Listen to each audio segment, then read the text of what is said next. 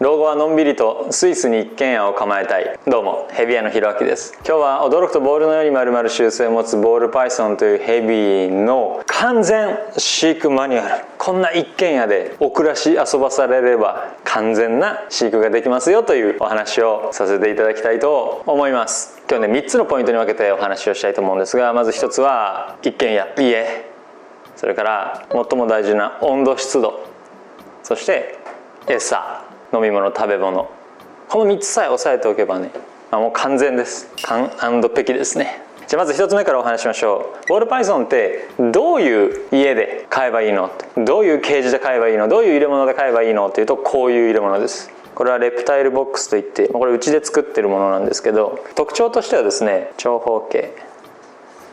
大きすぎない、これが大きな特徴かなと思います。長方形にしてあげたい理由は、ボールパイソンのあったかいところと涼しいところを分けて作ってあげるためですね。その温度湿度の詳しい数字とか理由についてはまた次でお話をしますけれども、まずはそのあったかいところと涼しい場所を分けてあげられるために長方形だとよくて、あとはあんまり大きすぎない。ボールパイソンってね、なんかもう大平原とかシンガポールの豪邸とかに住んでるわけではないんですね。アリ塚とか土の中とか狭い暗い場所を好んで住むことが多いんですけど、あんまりね大きいと逆にね不安になっちゃうんですね。僕らもそうでしょ。サバンナの中にポツンと置いていかれたら不安になるじゃないですか。なんかライオンがいるかもしれない、ゾウがやってくるかもしれない、もしかしてカバに攻撃されるかもしれないと。カバめっちゃ強いらしいですよ。カバワニとか倒すらしい。なので、あまり大きすぎず長方形なところで飼ってあげるといいかと思います。あまり大きすぎないという具体的な大きさはですね、ボールパイソンが丸まった状態の3倍から4倍ぐらいが適正と言われています。今丸まってるでしょ。これが3倍から4倍ぐらいの大きさがジャストだと言われています。でこれぐらいのサイズの子にはぴったりですね。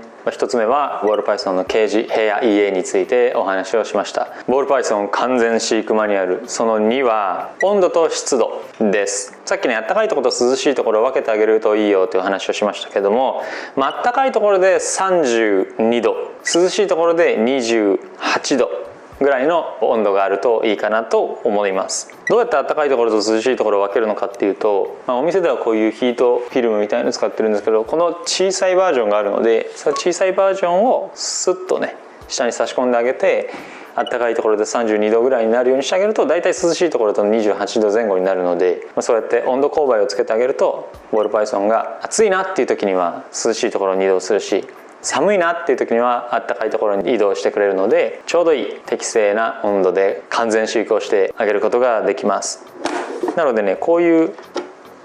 温度湿度計みたいなのを入れてあげるととても良いかなと思います。アプリからも見れるので、外にいる時とかお仕事に行ってる時とかに、今適正な温度湿度であの子は生きているかしら、完全飼育をされているかしらというのを確認することができて、とても便利なものです。で、湿度は 60% ぐらい。高すぎると、衛生的にちょっと問題が起きてきたり、低すぎると気管支がダメージを負って風邪をひいてしまったりするので、 60% ぐらいを目指してあげてください。完全飼育マニュアルその2は温度湿度を32度から28度で 60% にしてあげるといいよということでした。これさえあればね、もうとても快適空間、おボール様には快適です。ボールパイソン完全飼育マニュアルその3は餌ですね。食べ物、飲み物。ボールパイソンはネズミを食べます。こうしたもの、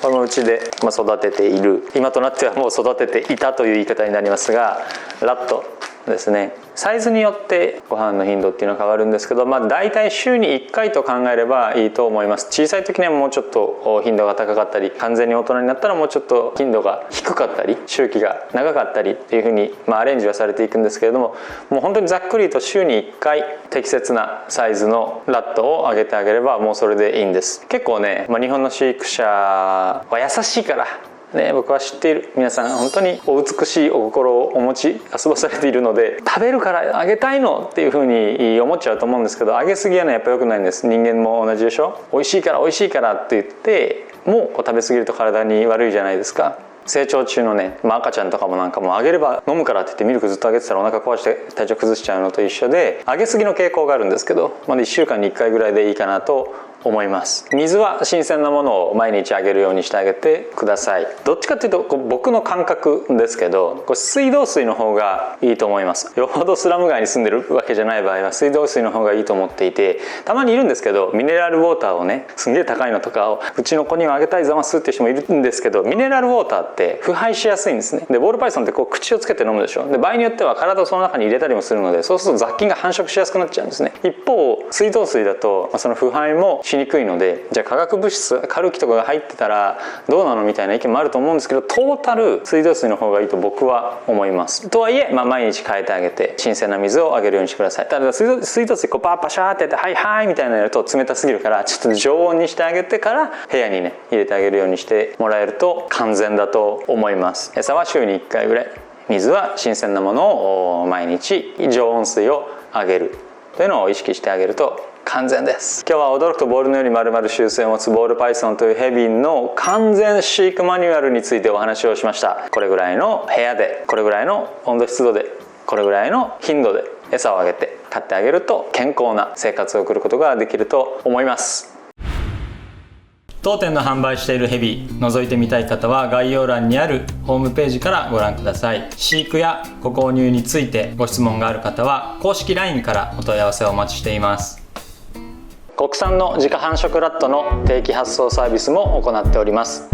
概要欄にあるラット専用公式 LINE からお申し込みください。ただいま期間限定で毎月12名の方に送料だけで10匹のお試しサービスを行っております。ご希望の方はラット公式 LINE からお試しラット希望とメッセージをください。